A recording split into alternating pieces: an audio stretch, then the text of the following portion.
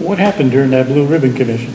Well, they wanted to establish an income tax in the state because this was for education, if you remember, Peter. And we were just bouncing around, just doing everything we could to avoid having an income tax. But you were important enough to be asked to be on that commission. I was even though Ray thinks you're unqualified. Well, I don't know if I was important enough, but I was asked anyway. Mm-hmm. And there were 11 businessmen on that commission. Mm-hmm. 11 businessmen that were asked to come in and speak with Governor Gene Shaheen. Mm-hmm. So we're all sitting around a nice big table, and there's the governor with her entourage, and somebody's speaking for her, and then she gets to speak, and she says, well, while I'm here, you know, we want you gentlemen, you businessmen, to support the Blue Ribbon Commission. And nobody's saying anything, and I looked at the governor and I said, well, Governor, who drew up this Blue Ribbon Commission? Where does it come from? And she says, well, it's an institution in Boston, Massachusetts. So an out-of-state company is recommending New Hampshire. Boston, Massachusetts, a Massachusetts company that would love to see New Hampshire have an income tax and a sales tax, because that's what they have. Right. So I questioned her on that. Well, why did you go out of state? Don't we have anybody qualified in New Hampshire to run a research? Well, we went to them. I said, okay, fine. So, well, did you bring a copy of this Blue Ribbon Commission's report? She says, no, I didn't.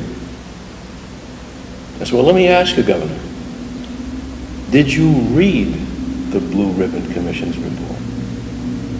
She says, no. I didn't read that. I didn't read it. So, bear with me for a second, please. You went out of state to get the commission report.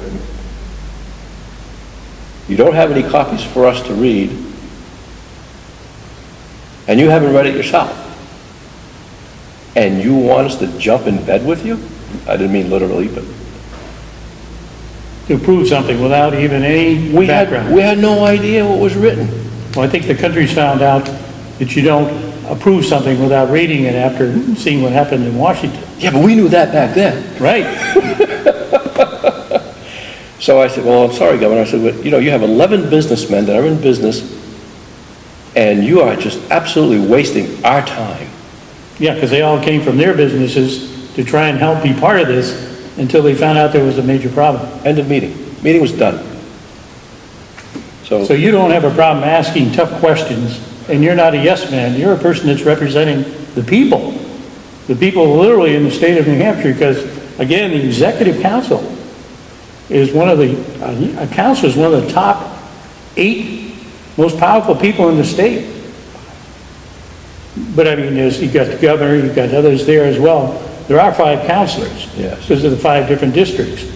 But you have extremely powerful people there, and 5 of those are the executive council. Correct.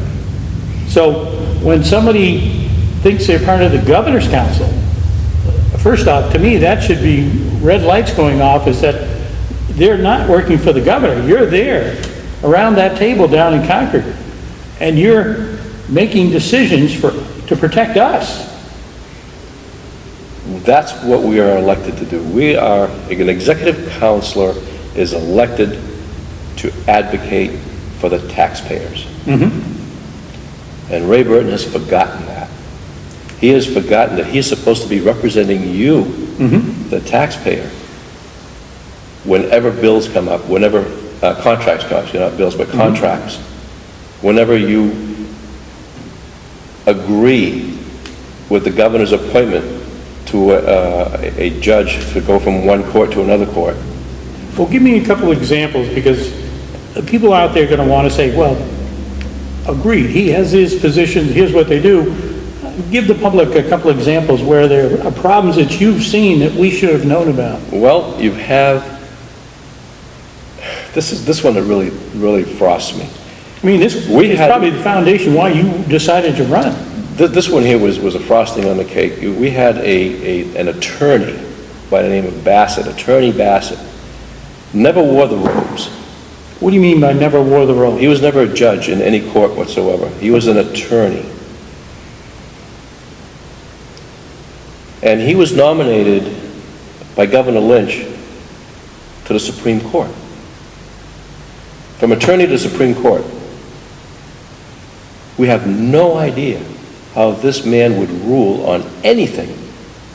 And he was nominated to the Supreme Court.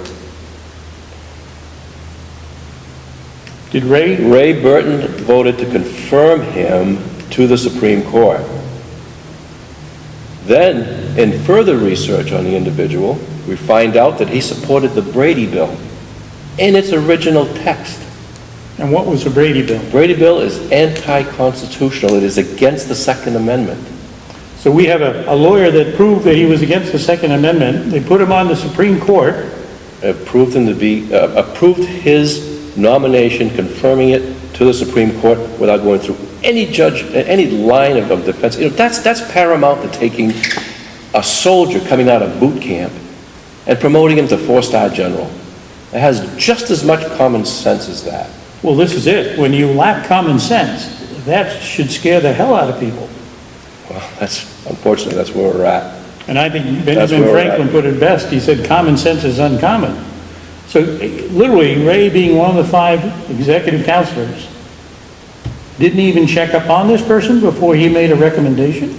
It wasn't Ray's recommendation. It was Governor Lynch's recommendation. But he followed right along as a yes person. He gave his rubber stamp. He said, "Here, Governor, use my stamp. It's yours." And that's just one thing. Well, give some more examples, because that alone should have people wondering what is going on.